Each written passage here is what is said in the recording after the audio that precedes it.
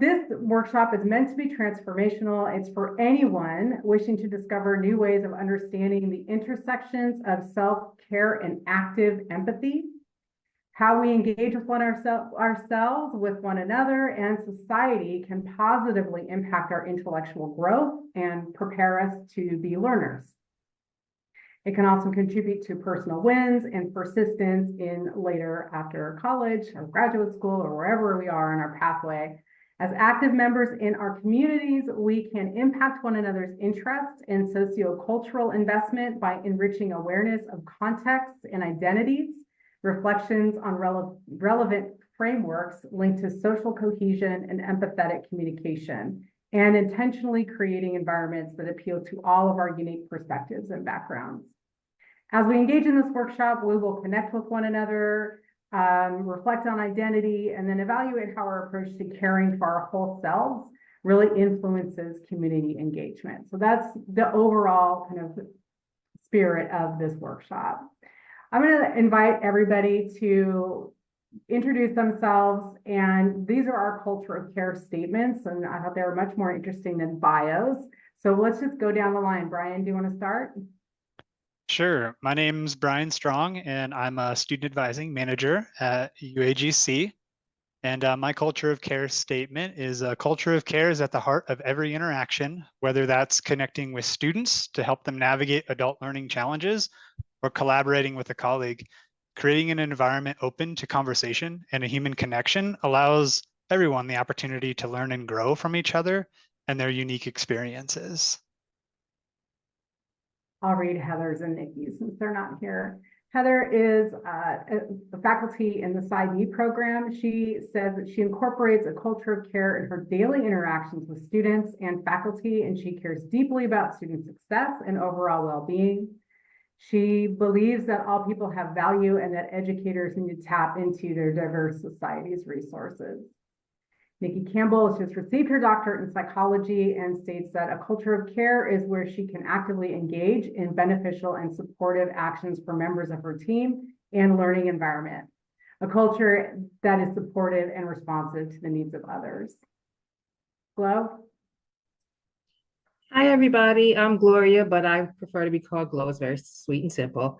I am a major in sociology, and I anticipate to graduate this summer in 2024. And it has been a journey, and I'm enjoying it and looking forward to what comes on the other side. My culture of care statement is teaching me as a student to unlearn some habits and practices that hurt more than help at times, and provides me with the tools and key practices for my success. Thanks, Glo. Rebecca? Hi, everyone. I'm Rebecca Davis. I manage the career services team here at UAGC. And my culture of care statement is I engage in a culture of care by offering flexibility, understanding, and support. This allows my team to engage in a culture of care by building job seekers' confidence in their unique career journeys. All right. And I've already introduced myself. My culture of care statement is being of service to others embodies the culture of care. To me, the ideas behind culture of care aligns with my core values around connection, relationships, love, and support, and uplifting others and the broader community. So this is our agenda for the day. We're going to start off with a quick icebreaker. We're going to talk about perfectionism, and that's going to be Brian and Rebecca. And then Glo and I are going to talk about restorative justice, belonging, and the self. I will be doing a guided meditation. Don't worry, it's going to be easy, awesome, and short. And then I will be presenting with Brian around giving it a gentle rest, and we'll open it up to Q&A.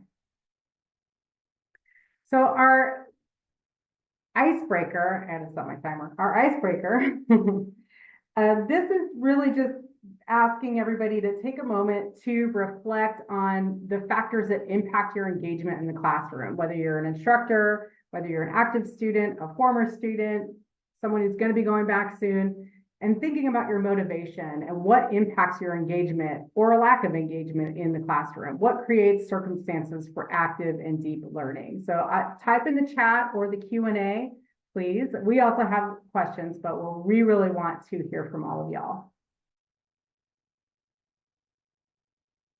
Anybody talking in there yet? We had some ideas around identity, teaching practices, institutional structures, and then socio-political, cultural, and historical contexts. Quiet group. I mean, we can take over. We're ready. There we go. Okay, so Jessica writes open communication. Dr. Kelly Olson Stewart, previous experiences with instructors. Dr. Maxwell, interest in the content builds motivation, definitely. So these are all factors that can definitely improve or enhance the kinds of experience, unless you had a terrible instructor. Or not terrible, but just one that was challenging for you. Sometimes it's not a good fit. And that's one of the things that's really important when you want to access resources. So we'll talk about identity a little bit, because this was going to be Nikki's part. Feeling underrepresented based on gender identity. So maybe you are someone who is non-binary, maybe you're trans, or maybe you are male or female identified, and you're getting a degree in a field that is represented heavily by another gender. And so sitting in that space can impact you. And then it's important to be aware also that sitting in that space, if you are part of the dominant culture, how that might impact other people. So these types of awareness can have different levels of impact in how we experience learning and whether we're open to it. Because sometimes if you're in a defensive mode, or if you're in a kind of fight or flight or fawn mode, you might not be in the position to learn, right? And so it's really hard. And then I work a lot in like anti-racism work. And sometimes it's really hard to kind of like open up these lines of communication. I also teach sociology, and sociology can be very challenging in terms of what goes on in the classroom and the topics that we teach. So a lot of students end up getting, not a lot, but I do have students that have gotten defensive. And, you know, I have to open up the space as an instructor to allow for that, right? To encourage that communication. I guess that's a little bit about teaching practices. There's more stuff in the chat. Let's see. Individual differences in students' motivation, interest, and readiness to learn can influence their engagement in the classroom totally. And like how many distractions they might have in their life. I was a single mom all the way through college and graduate school, and it was all distraction. It's important for educators to consider students' diverse backgrounds, learning styles, and prior knowledge when designing instructional activities to promote engagement. I totally agree. And then it also, like, you're definitely going to have students that really don't want to be there. They're just taking that class because they have to. And how do we navigate that? All right, I'm going to shut up and give the floor to Rebecca and Brian and Glow.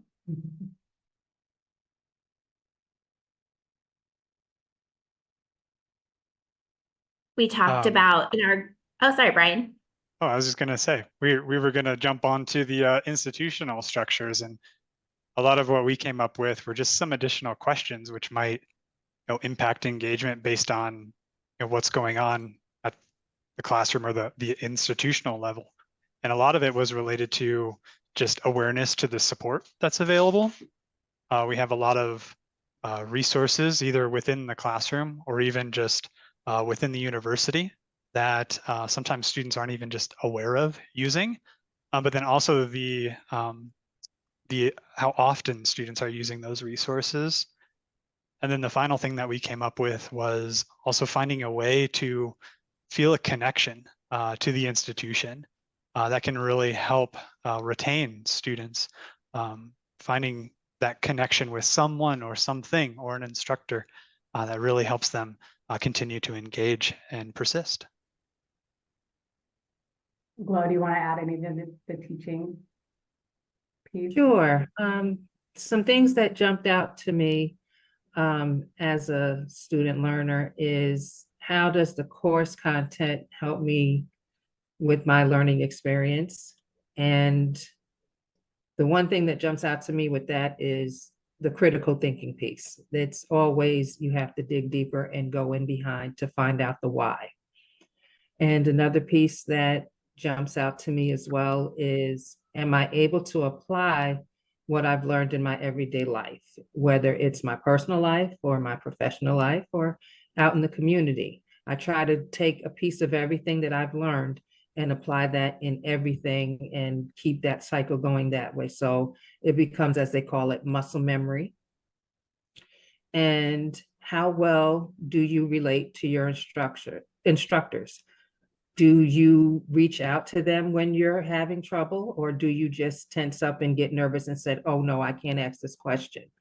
Or do you reach out and they're receptive and they give you that encouragement and that support to get you through whatever piece that you're having your problems with?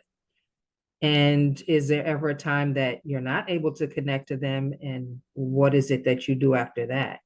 Do you reach out to a peer, or do you maybe look out for another instructor? What do you do if you're not able to connect or you don't connect?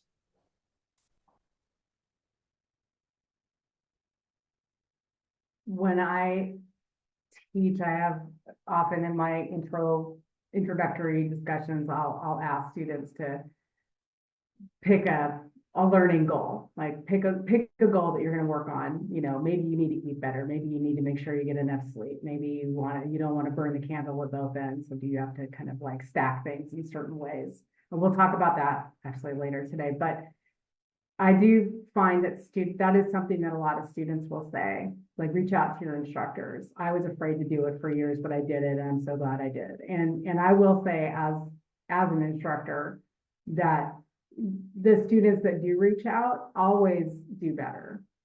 Not because I'm paying attention to them more than other people, but because they're being proactive about what they want out of the class. And it's always a good idea. I always tell everybody this. The best reason is if you want to go to grad school, or if you're looking for a career and you're going to ever need a letter of recommendation, if you have an instructor that you really dig and you connect with, reach out to them, because it's difficult to write letters for folks you've never spoken with before. Awesome. Cool. Well, the other thing, of course, is this idea around socio-political historical context. And we are, as everybody knows, are in a particularly challenging sphere of time.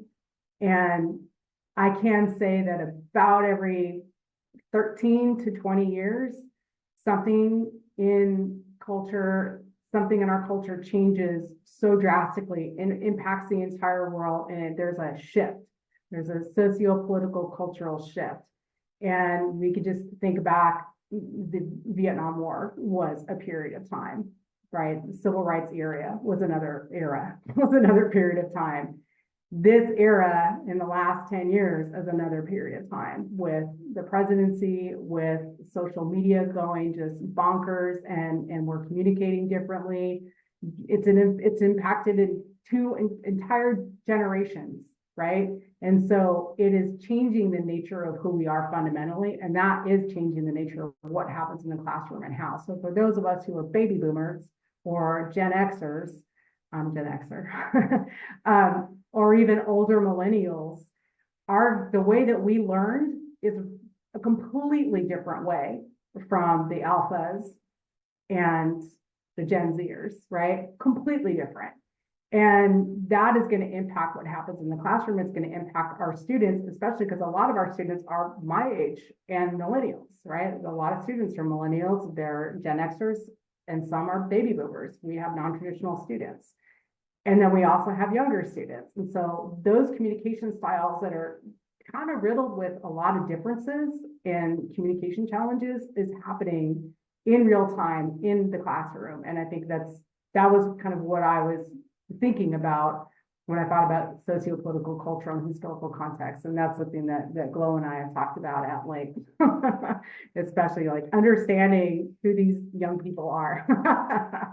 But really, like, how do we serve a generation that completely communicates different from us? All right. Any other burning desires before we move on to the next slide? Awesome. All right. So this next slide, I'm handing over to Rebecca and Brian, who are going to talk to us about perfectionism. Thank you. As we mentioned at the beginning of the workshop, our goal is to better understand how we engage with ourselves, our communities, and society, and a better understanding of self can have positive effects on how we view ourselves and show up in our learning environments, communities, and society. And so Brian and I have the opportunity today to discuss one trait we may see in ourselves or others that can profoundly impact our wellness as a learner. Perfectionism. It's a term tossed around quite frequently, but let's start by defining perfectionism, and how often it actually shows up. So the American Psychological Association defines perfectionism as a tendency to demand an extremely high or even flawless level of performance from others in excess of what is required by the situation. And then the APA goes on to explain why that matters, because it is associated with depression, anxiety, eating disorders, and other mental health problems. And the number of us who may be struggling with perfectionism is growing. A study of over 41,000 people published in Psychological Bulletin found perfectionism has increased over time, partly because of the comparisons people make with each other on social media, and partly because of the competitive environments colleges and employers increasingly create. So this is something many of us struggle with, and it can impact not only our mental health, but how our ability to show up as a learner, an educator, a job seeker, colleague, peer, parent. And so what can we do to care for both ourselves and those around us struggling with perfectionism? So we'll start out by talking about asset versus deficit thinking.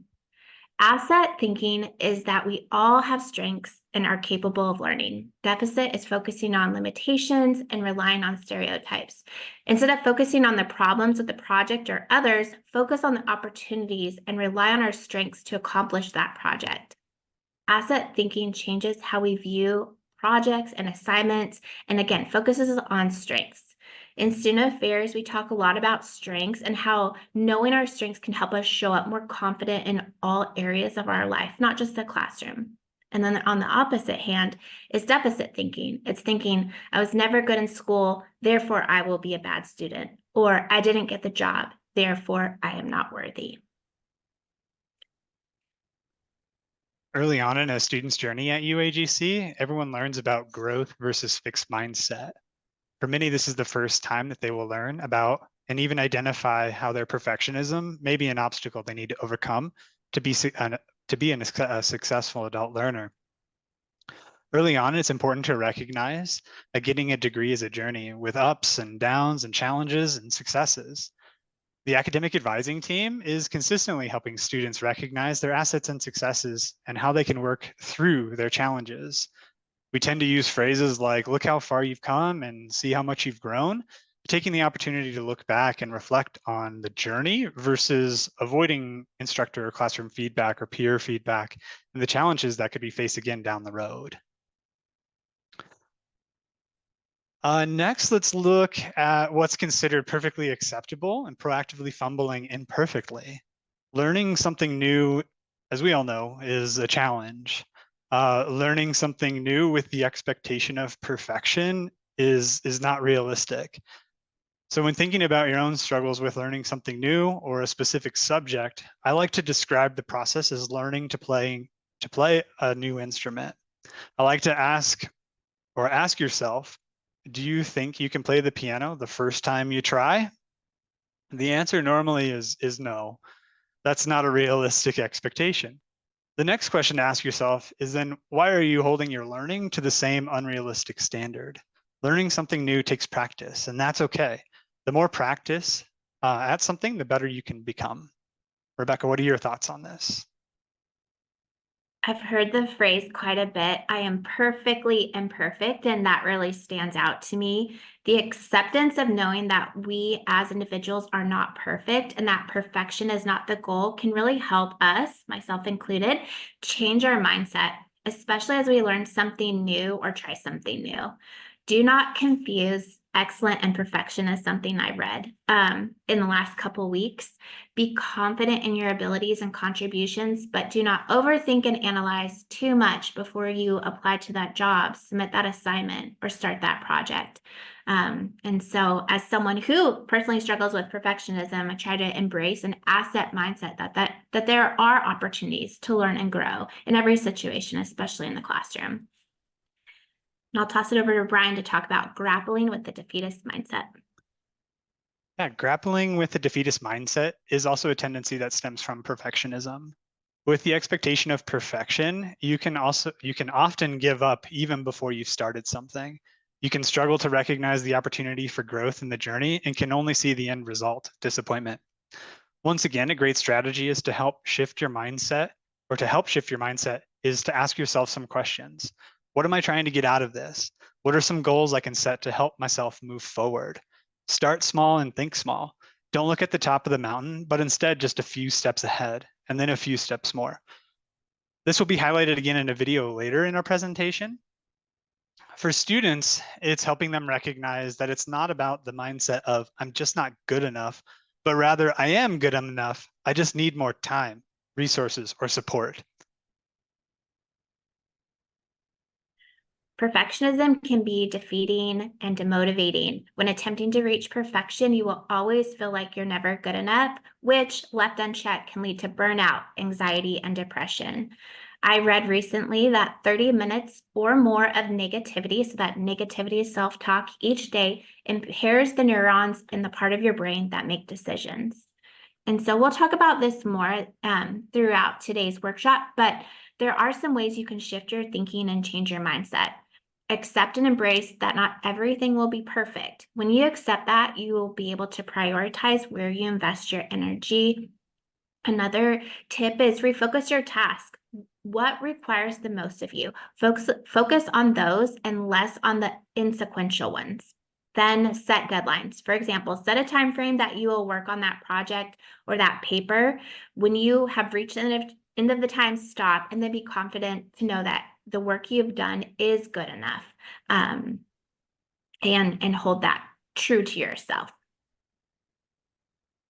Another common struggle with perfectionism is fighting against your inner turmoil, which means curbing your instinct for punitive action. For students, the end goal is graduation and a commencement ceremony to celebrate everyone's achievements. It's important to not let the obstacles in your learning prevent you from reaching that accomplishment. We just talked about setting small goals to help reach a bigger one. We also need to recognize that the end result might not always be reaching the top of the mountain. Don't let your drive for perfection, reaching the top, prevent the goal from even being a reality. The best example I can think of for this is not letting a not perfect grade in class prevent you from completing it in fear of ruining your GPA or shaming yourself for struggling through learning something new. Learning from your not perfect moments can be more rewarding and can be more positive and can have a more positive impact on your learning and personal growth. Shame is an emotion we can quickly grab a hold of when we feel something does not go as expected, when we didn't reach an intended outcome, or our efforts fall short of perfection. As a career and job search professional for almost 20 years, it's easy to see the negative outcomes when a job seeker is wallowing in shame or punishing themselves for not getting that job that they were going after. Those candidates do not show up confident and eagerly excited to discuss their strengths. It's detrimental to their job search. Same with us as learners. It's easy to grab a hold of that shame when we don't reach the perfection that we were expecting. So again, coming back to changing our mindset, mistakes will be made, and these are great opportunities to learn and grow. How can we learn from that interview? How can we learn from that mistake that we made on an assignment? A mind shift away from perfection and pushing ourselves must be made to break the cycle. And next, perfectionism is rooted in trauma. Allow it to be so you can move through it and find the space you need to grow realistically. Reflect and accept that change is hard. Here, I encourage you to find a friend, find a peer or mentor who can validate how you are feeling, provide you with feedback, and challenge you if you are struggling to move forward. I agree. And as you all can tell, I'm a big fan of self-reflection and asking myself questions. This helps me to learn from my experience and not the result, whether it's perfect or not. So if you're struggling with being a perfectionist, it is important that you care for yourself. And I'm excited as we work through this workshop to do that today. And if you're not a perfectionist, an awareness that you may have a learner, colleague, staff member, or peer who does can be beneficial, so you can exercise a level of care and support. And so there are ways to get out of your own way. Some tips Brian and I share today include finding a peer, mentor, friend, join a group that supports you and cares about you, change your mindset, and give yourself some grace. So I'm excited to discuss more tips as we continue to move through this wellness workshop. And at this time, I'm going to turn it back to Dr. Sarah Settler-Cohen. Awesome. Thanks, Rebecca. Thanks, Brian. That was perfect. Just kidding. It was awesome. It was pretty perfect. All right. So I have to move this little tab out of the way so I can actually see my slides. So Glo and I are going to talk about restorative justice, belonging, and the self, and I'm going to let her kick it off, and then I'll pick up a second presenter here.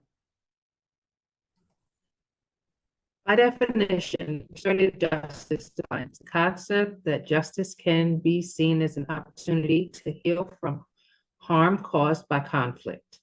It offers a deep examination of how harm impacts lives and determines how, when, and why to seek to repair harm while holding the person or persons accountable. You're turned inwardly, and it's about self-compassion for shame. Restorative justice is a centuries-old indigenous framework for community healing. Its roots are derived from the practices used in cultures around the world, including the Americas and Africa. Restorative justice refers to the process of examining the harmful impacts of someone's actions and determining the how, when, and why to seek repair to the harm while holding person or persons accountable again.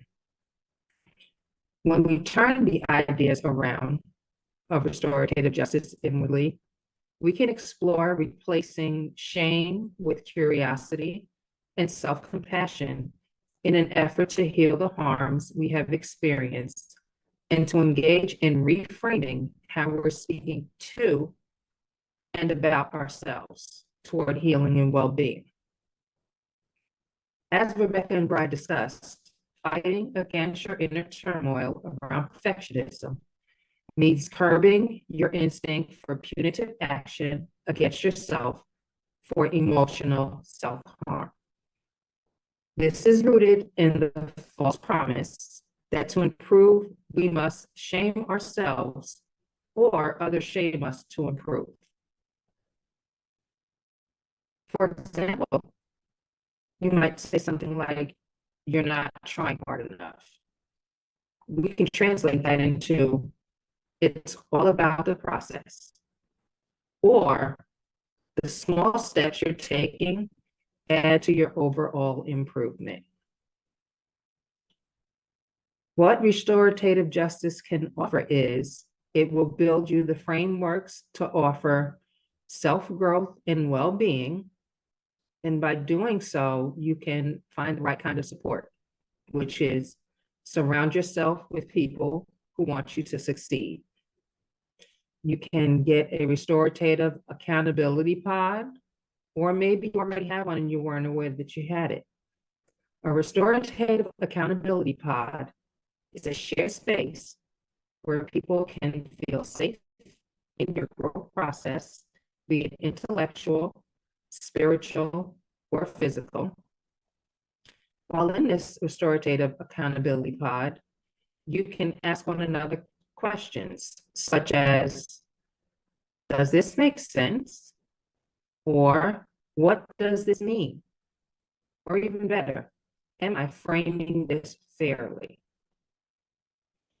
Sarah will speak about the accountability pods next. Sarah, go ahead. You're up next. Thanks, Glo.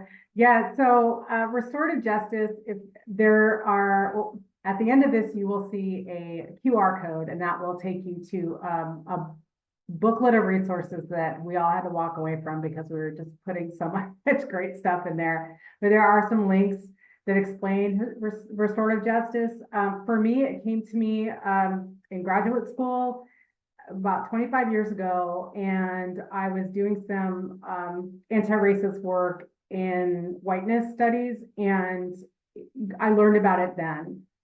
Restorative justice is a way to heal communities from harm, and usually that harm, the roots of restorative justice deals mostly with, I'm not wanting to use the word crime because it's part of the carceral system, and I don't want to use it, but I think for ease of understanding, that's the best way to put it. So I recently read a book called The Little Book of Race and Restorative Justice, Black Lives, Healing, and U.S. Social Transformation. It's written by Fania Davis, who's the sister of Angela Davis. And it's a great read, super, it really is a little book, and you can just plow right through it, and I highly recommend it. There's a link to it in our resource guide. And what it dawned on me, because I was reading it as we were all talking about this workshop, and it dawned on me that, well, what if we applied restorative justice practices to healing ourselves? Because, as Rebecca and Brian talked about around perfectionism, a lot of that is rooted in trauma, and we have a lot of shame that's attached to trauma. Sometimes we have guilt, but sometimes that guilt is not guilt, it's actually shame. A good way to discern that is ask yourself if you actually did anything wrong. Or because usually it's shame. And when you understand how shame works and how shame might bind with other emotions like anger, or depression, you can kind of, we all have negative self-talk, all of us. I think Rebecca mentioned, maybe you're not a perfectionist. I would wager that there's not a person alive that doesn't have some issue with perfectionism. And it really does come with like feeling less than at some point in our lives. And we carry that childhood trauma throughout our lives. So for me, restorative justice can be really healing when I apply these frameworks to myself. So Glo had mentioned an accountability pod and a restorative accountability pod. And I have come up with a few frameworks. They're really riffing off restorative justice frameworks, and I'm kind of like reapplying it and thinking about it in ways that it can enrich our lives. One of them is for emotional support. So the first framework, it seeks to provide emotional support for healing from negative self-talk. It can be really powerful because other people, we're being vulnerable around other people about our negative self-talk. We integrate these falsehoods into our lives as truths. We begin to hold ourselves accountable for what we've said to ourselves, and we learn how that can also harm others. People have talked all day so far about parenting. It just keeps coming up, which I think is really interesting. But I was a young parent, and my trauma spilled out into my parenting. And that's a very difficult thing to admit and to talk about. And it's very vulnerable. But that's what happens.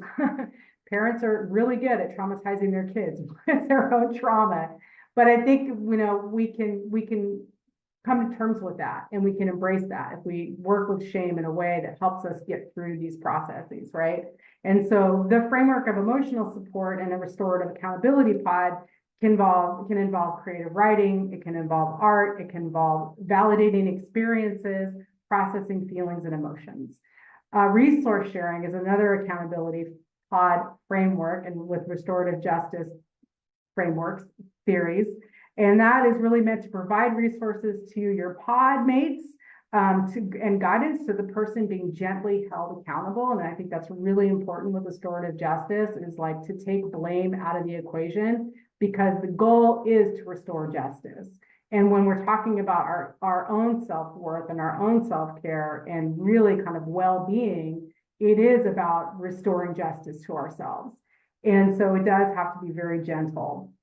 But a resource sharing framework can also offer support and encouragement as people seek positive changes in their lives. These might include support groups, professional development, new artistic ventures, healthy relationship building, study habits, these kinds of things. Getting curious, this is my all-time favorite. This is like, I'm the cheerleader forever for this one. because it was a discovery I made and it was great. And so this idea of getting curious about shame.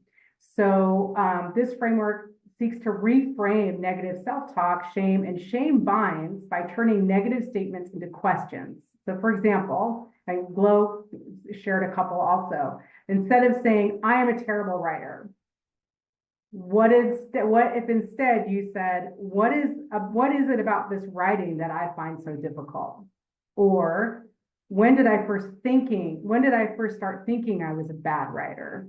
Or what does it mean that I think I'm a terrible writer? So the restorative accountability group can help explore negative self-talk and shame for the person that is seeking restoration for themselves by being curious, right? The two things that heal shame are curiosity and self-compassion. The last one is around celebration and wins. And this framework does the job of holding people up and encouraging accountability for doing well and finding internal wellness through a restorative justice approach to well-being.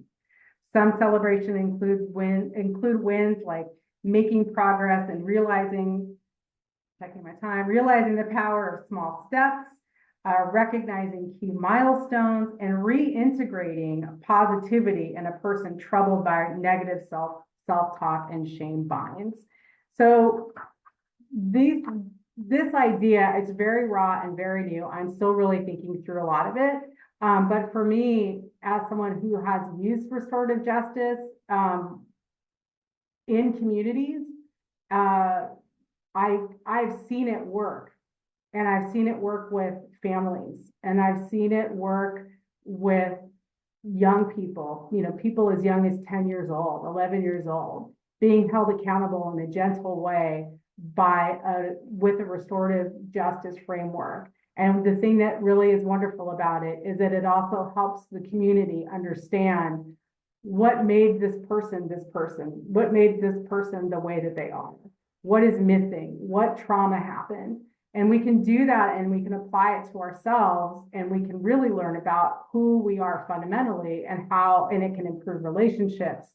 It can improve learning habits. It can improve who we are on the job. It's an amazing way to think about wellness and well-being. And I'm so excited to be able to share this with you because it kind of came to me like 2 months ago and I just went crazy with it. So that's all I have for this.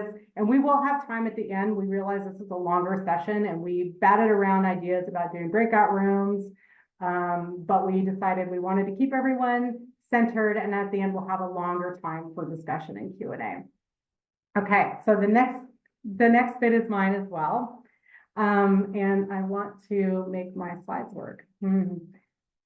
There we go. So I'm going to do a guided meditation for everybody. It's just going to be a few minutes. So for those of you that have never done meditation or think they can't meditate, I promise you can. I am like super fidgety, super distracted all the time, and I can do it. And this is a guided meditation, so you don't have to be alone with yourself. And look at that, right on the nose with the time. Okay, so this worked before. We might get an ad. I apologize if that happens. I'm just going to preempt and strike this. Yeah, nobody wants to listen to this. Can everybody see my screen? Awesome.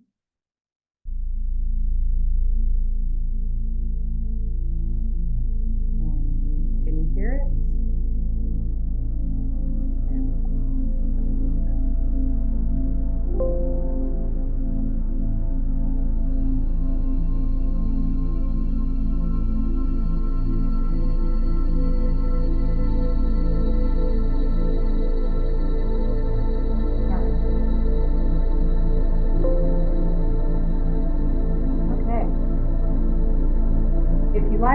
You can turn off your camera, mute yourselves, presenters. Find a comfortable seat and close your eyes. In fact, I'm going to take my camera off. Take deep breaths into your belly and begin to relax. Allow my voice to guide you. Take a deep breath into your belly on a 4 count. Hold for 2.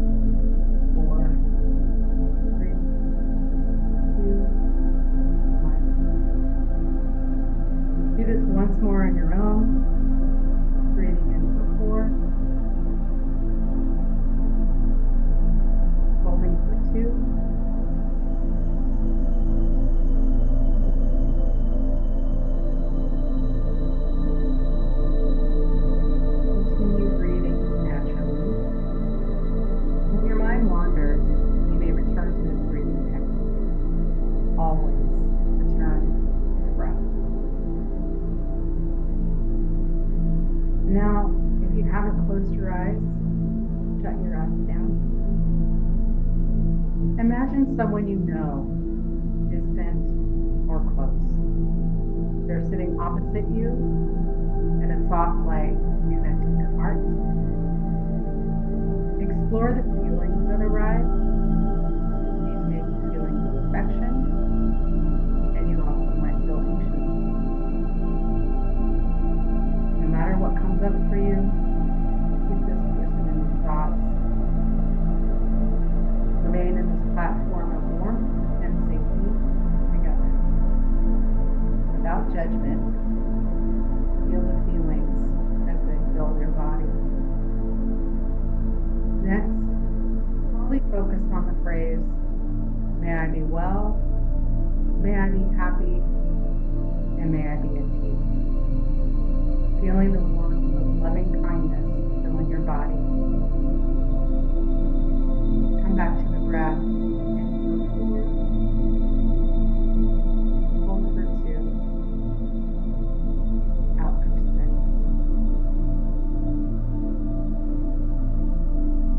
In your mind's eye, send these feelings to the person sitting opposite you. May you be well. May you be happy. May you be at peace. May you be well. May you be happy. May you be at peace. Feel yourself bathe in the warm light of loving kindness while repeating these phrases silently. May I be well, happy, and at peace. May you be well, happy, and at peace. Breathe naturally, continue. May I be well, happy, and at peace. May you be well, happy, and at peace. Next, remembering to breathe naturally. Imagine the white light between you becoming a circle of light around you both.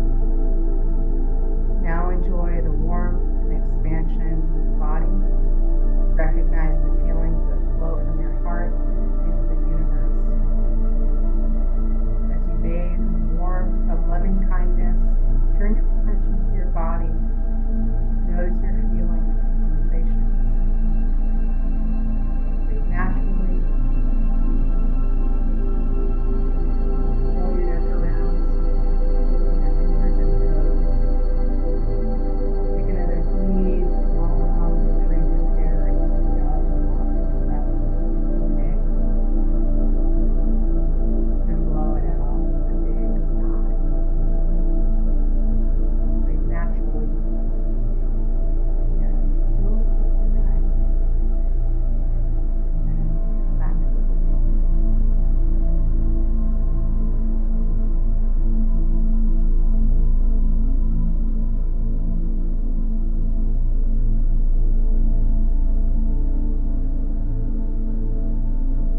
And let those can turn their phones back on now.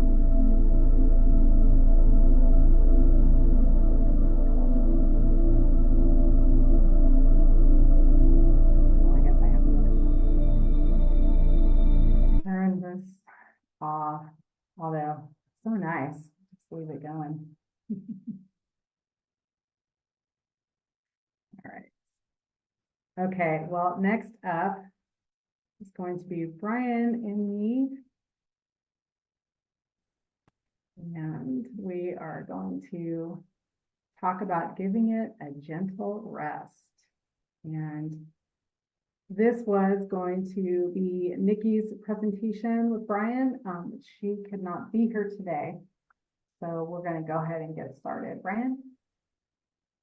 Yes, we're gonna perfectly fumble through this one without Dr. Nikki Campbell here. That's okay. So we've talked about a few strategies already to help with learner wellness. Let's highlight a few more. Giving yourself a break or several breaks will help you align yourself and attune with what's going on around you. Having an awareness of our social environment is key to know when, how, what, and why breaks are needed. time away from a task can help us rethink our approach. I'd also like to introduce a video about trying something new, developing new habits, and setting small goals to achieve a large one. Okay.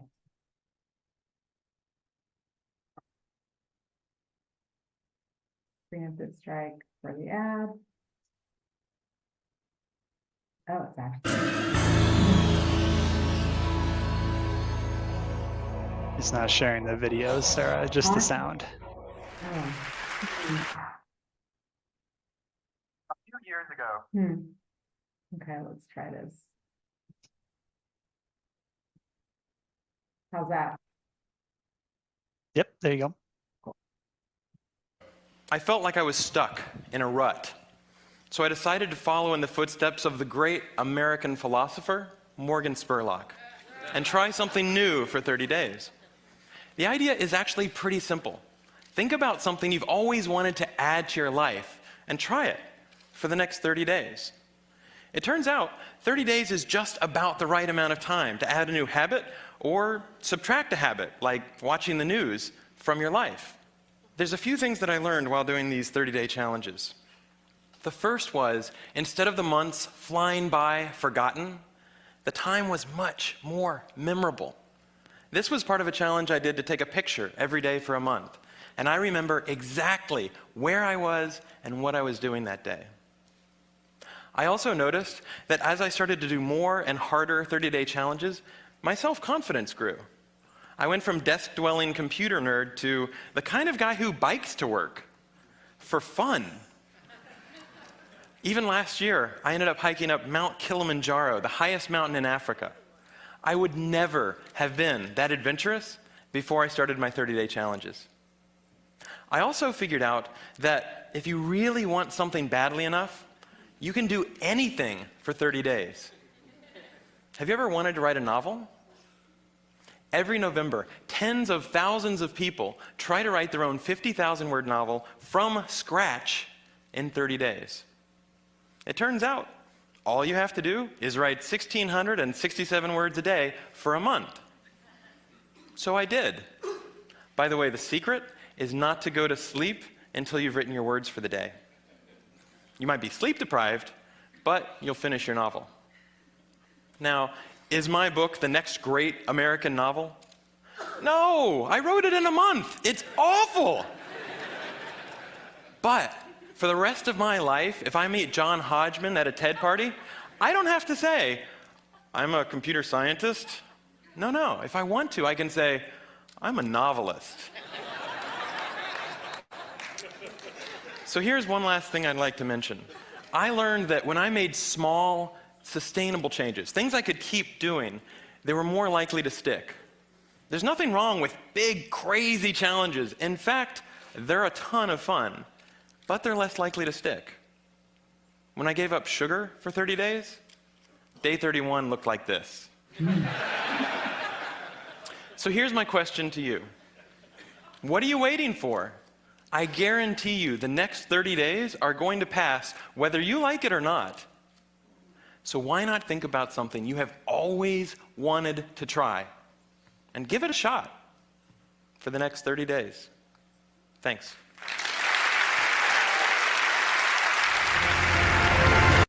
All right. Great. Is my PowerPoint back up? Nope, No. not yet. Reading my tests. Okay. Awesome. It's up now. Is the PowerPoint up now? No. It's still not up.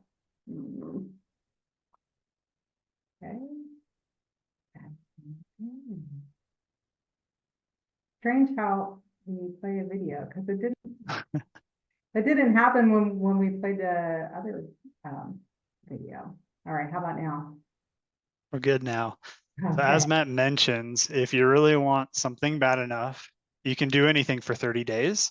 And the journey along the way is full of new learning and experiences.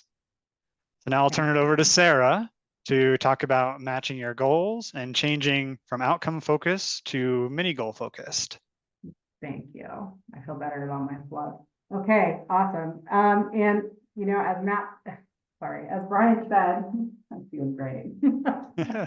As Brian said, I think, you know, I'm riffing off what Nikki had, and she really thought this through. So this is me just doing my best to fill impossible shoes. I really liked what the speaker said about small changes that can be achieved, because we often have these grandiose goals. And I will say, I've done NaNoWriMo, the National Novel Writing Month. I've done it 4 times successfully.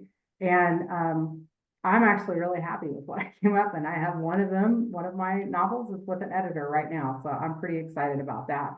But I am actually a writer, and so it wasn't unusual for me. But it was pretty cool to do it. I encourage everybody to try it. I think it's great. And I did fall asleep once while I was writing. Had a weird dream, woke up, kept writing. It was very strange. But it's small changes that can be achieved, right? And matching your goal to matching your goal to your task, or matching your task to your goal. So, you know, if you want to stop eating sugar and you don't want day 31 to look like, you know, Halloween Day in 1975, right?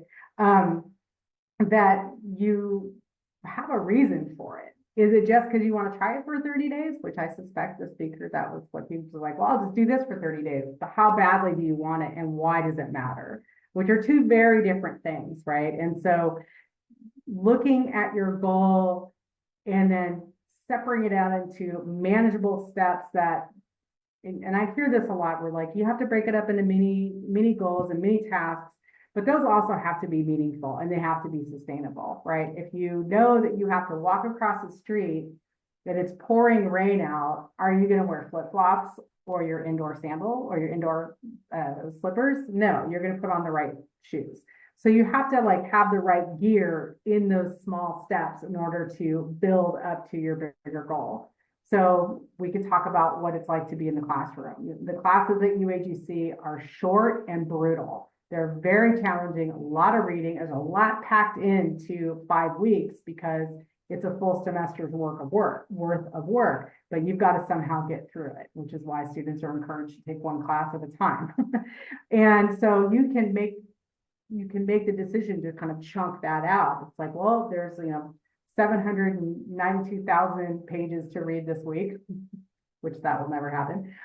But how many do I need to read every day? Like, you do reading challenges. I do reading challenges every year. Sometimes I do a book a week, sometimes I don't. But I try to, if I'm reading a big book, which I have one, it's like 1,000 pages long. There's no way I'm gonna read it in a month or a week, but I know I can read it in a year. And then so I say, how many pages am I gonna read? And I have to really want to read the book. I have to have a reason to read the book.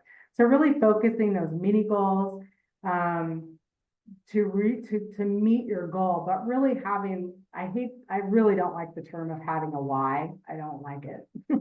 But really sort of like, why are you investing in this goal? What is it going to bring you? What is it going to achieve for you? And how are these smaller goals not only going to help roll into the bigger goal, but how are they going to provide meaning in your life? Or is it just another like thing you're checking off, right?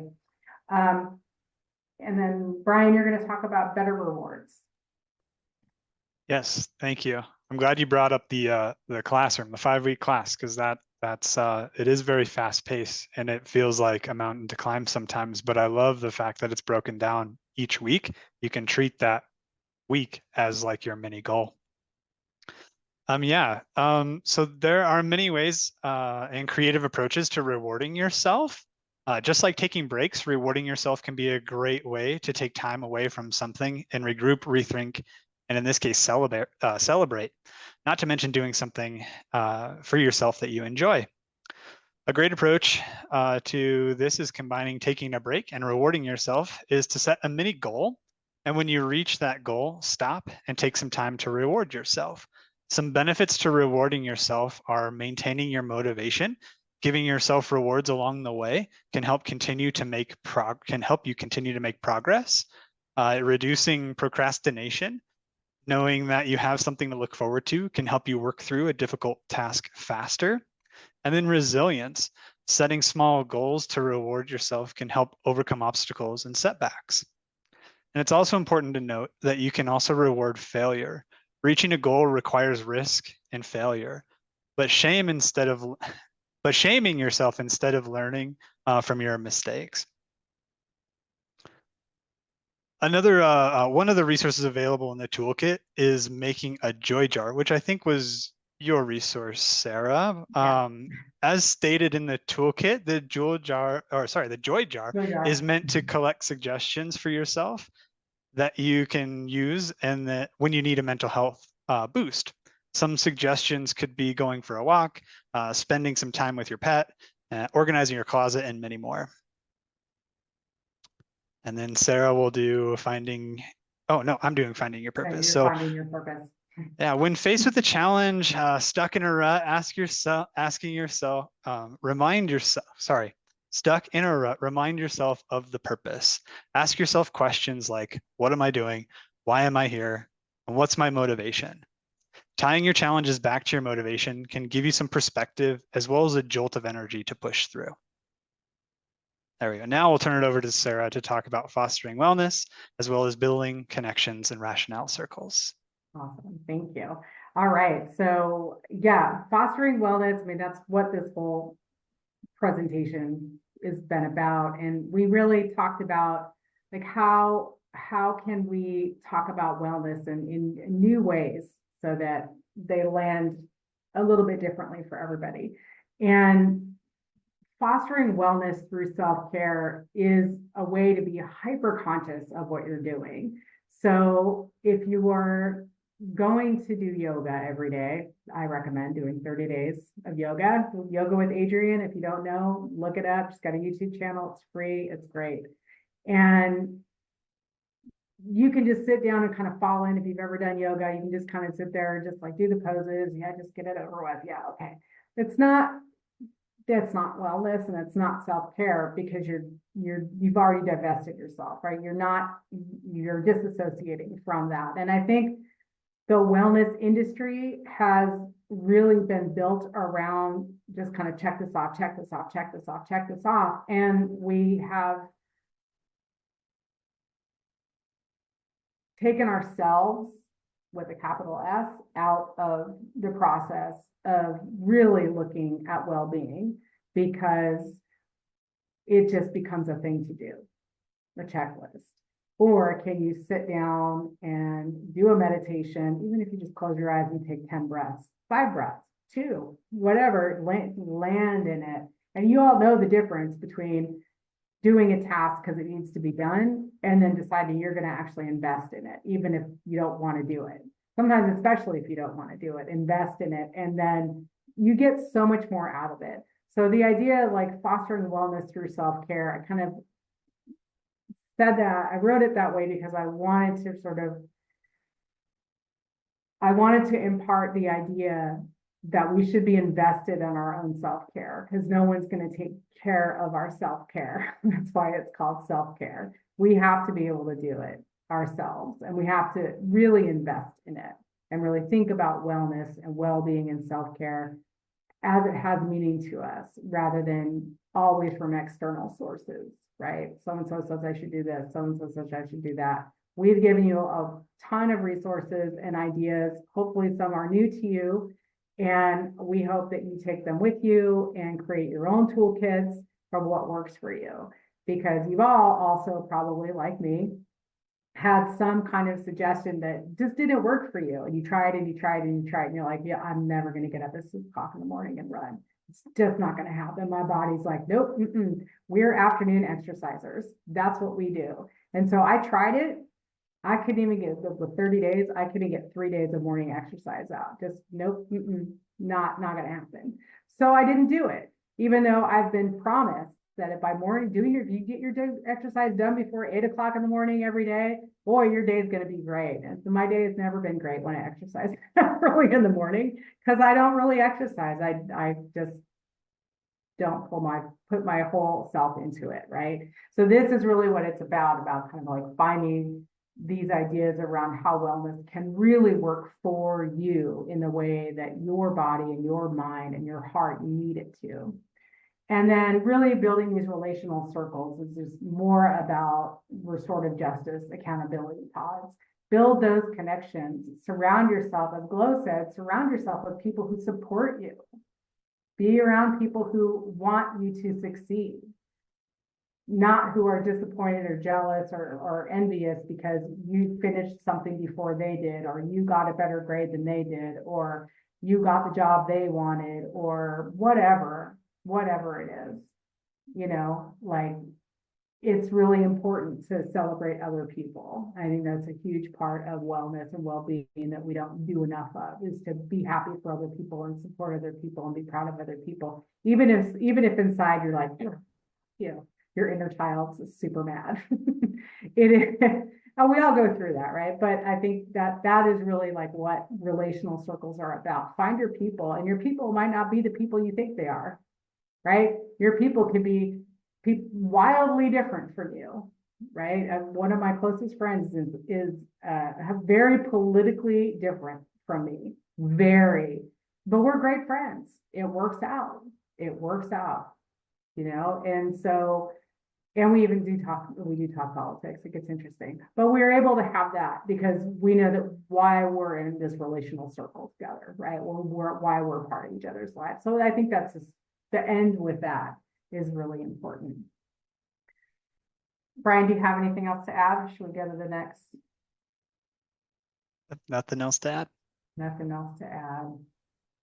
All right. Well, we've got some time left. I don't even know what time it is anymore. Oh, we've got plenty of time. So we've got some time left, about 25 minutes, I think, right? If I count right, yes. And we'll flip back to this in a second, but I wanted to invite everybody to I don't know, hashtag take a picture, do the thing to make the thing work. And it will bring you to a resource page that I'll bring this back up in a second, but I want to bring the toolkit up and show everybody. And then I will bring the QR code, that's what it's called. And this is what it's going to take you to. And this is a living document. We will all be contributing to it for years to come. If anybody has anything that they want to add to this, please send one of us an email. Our emails are in here. There's all of us, yay.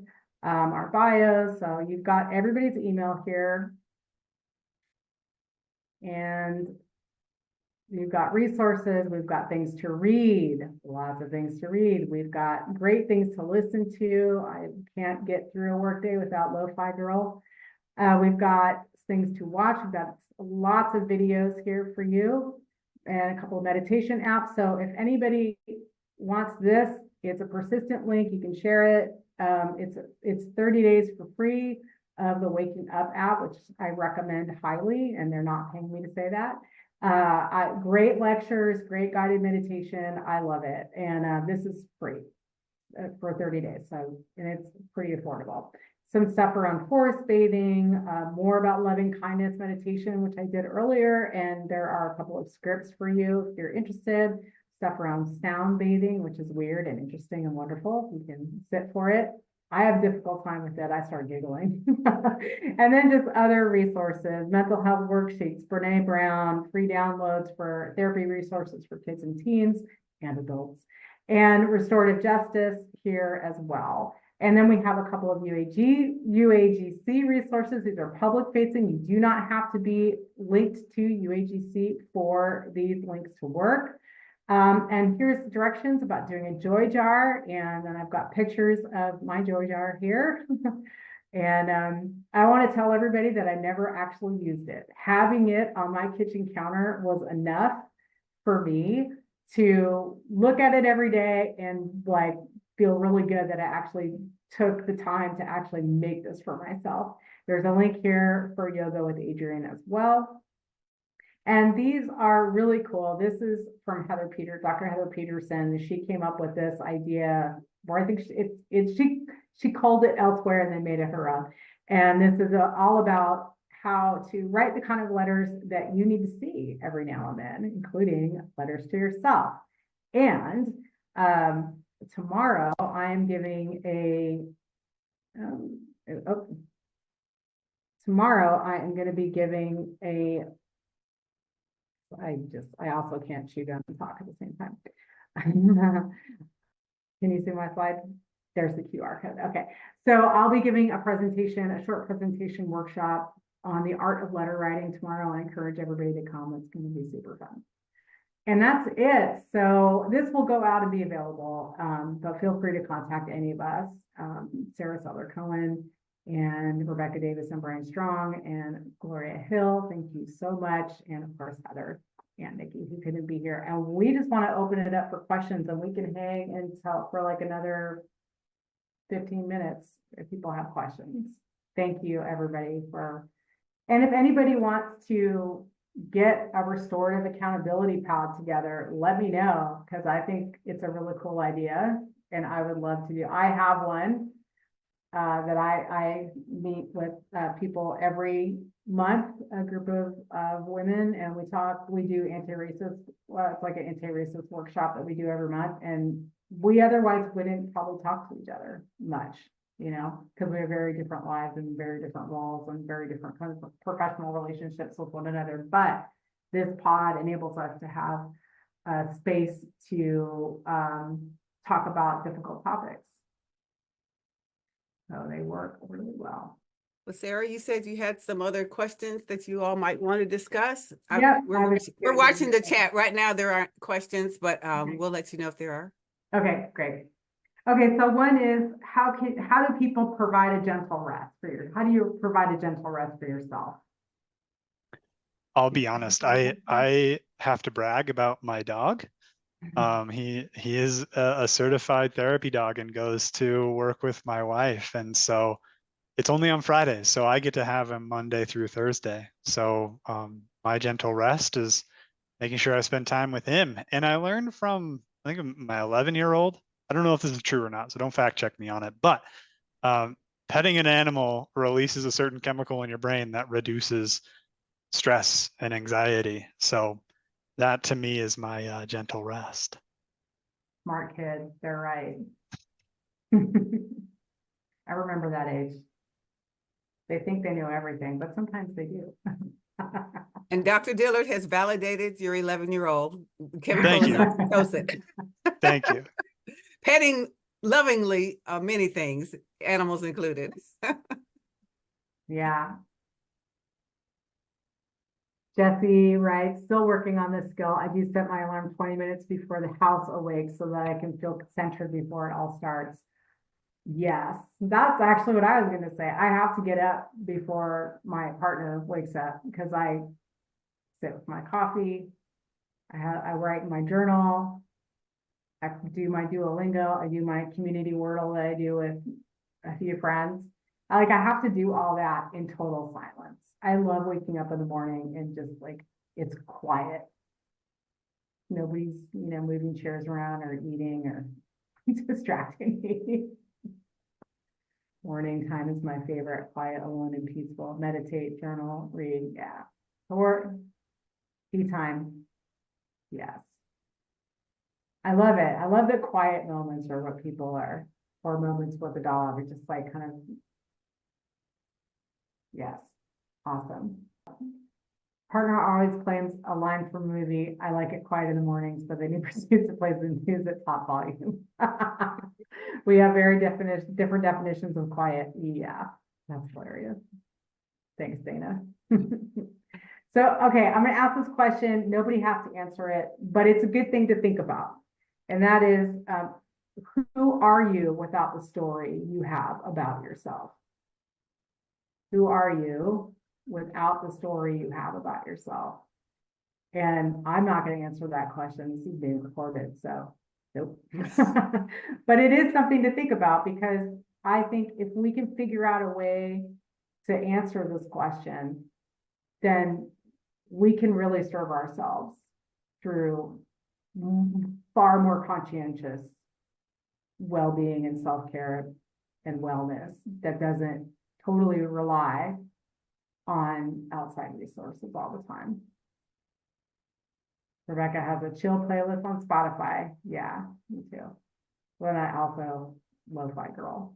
I love it. You should share that playlist in our resource packet. I will, and I'm excited to check out Lo-Fi Girl. Very Oh, excited. you will love it. Yeah, you'll have to let me know. It's on Bandcamp and YouTube and Spotify. You go to Bandcamp, then you have no ads, so that's good. Well, unless anybody has burning desires, we promised to end this early. So we'll end it 15 minutes early. Yeah, that's about right. We were right on the spot. Does anybody have any other questions about the content? Or general questions, or want to share anything else?